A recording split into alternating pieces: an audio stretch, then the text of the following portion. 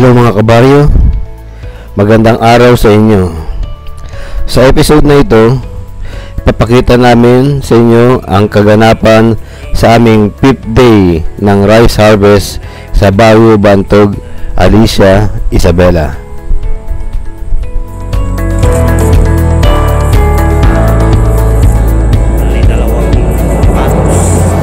Ang rice field po natin na ito ay yung binubukid po ni Winnie. So ang area po na binubukid ng ating tenant na si Winnie is about 3 hectares.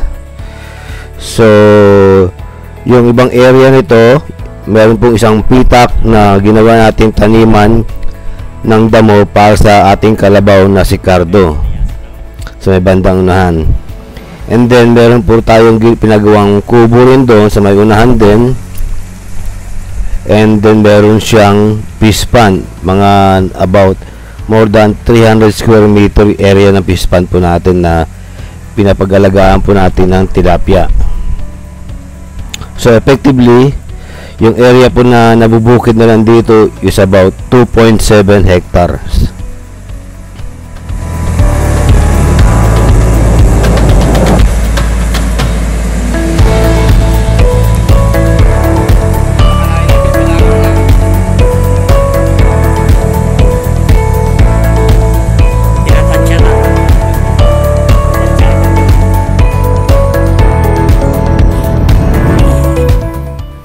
Yan na po yung nag-aani ng palay natin. Ang tawag po dyan is reaper or rice harvester. So sa Tagalog, sa bandang north ng Metro Manila, bandang Bulacan, Nueva Ecija, o maski sa Batangas, ang tawag po nila rito is halimaw. So nakakapag-reap po siya ng palay na mga about 2 to 3 hectares a day. Kakayanin po yan. And nirentahan po natin yan per hectare po yung bayad. Kung magkano yung inani mo, may 10% po na bayad sa may reaper o halimaw sa paggamit nila, including na po yun yung sako na lalagay nila, paglalagay nila, and then yung labor ng tao doon, and then yung gasolina niya, and so kontrata na po yun. So 10% po ng kung ilan yung naani natin, 10% po nun mapupunta po sa kanya.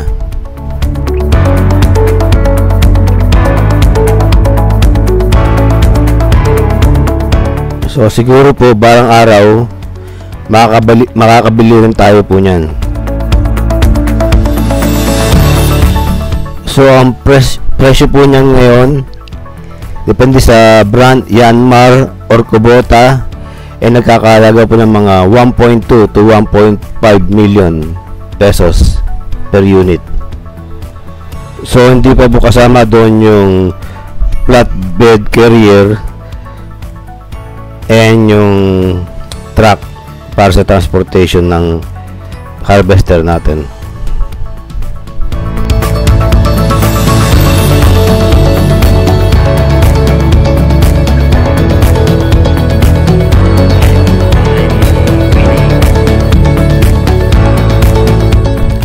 So nasa bandang dulo po makikita natin yung mga karyada. Ito po yung trailer or carrier na nakatat sa shoulder ng carabao para siya magdala ng mga harvested grain or palay natin galing sa palayan papunta sa nearest road.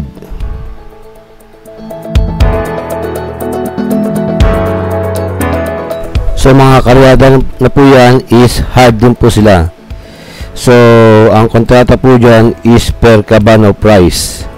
And the price of carrier, pagkakarga nyan, is depende sa layo ng pagdadalan. Usually po mga pagmalalapit lang, mga 5 pesos per sack of rice up to 8 to 10 pesos per sack of rice. Depende po sa layo.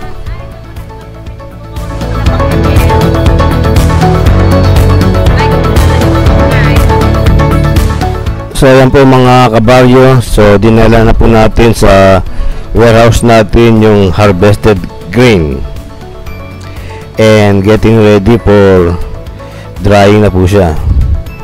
So usually pag magandang weather na ganito, mainit truck yung init, abutin lang po ng mga 1 day, pwede na po siya,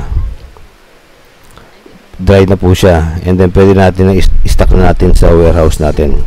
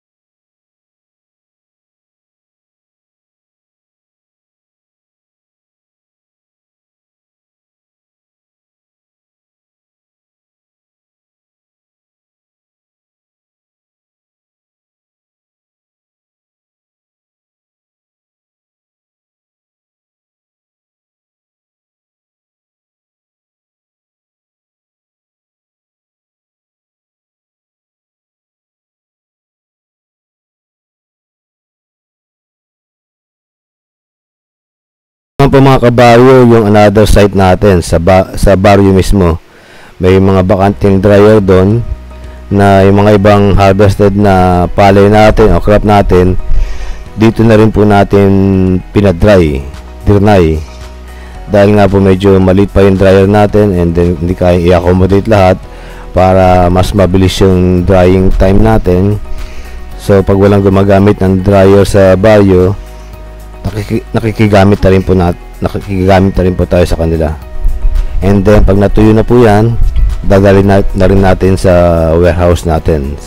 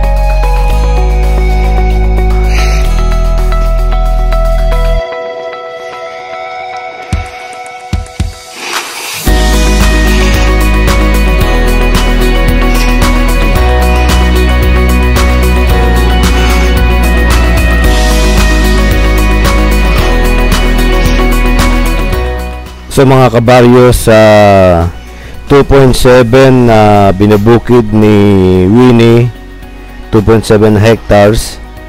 So naka gross kami po ng 323 kabans ng palay.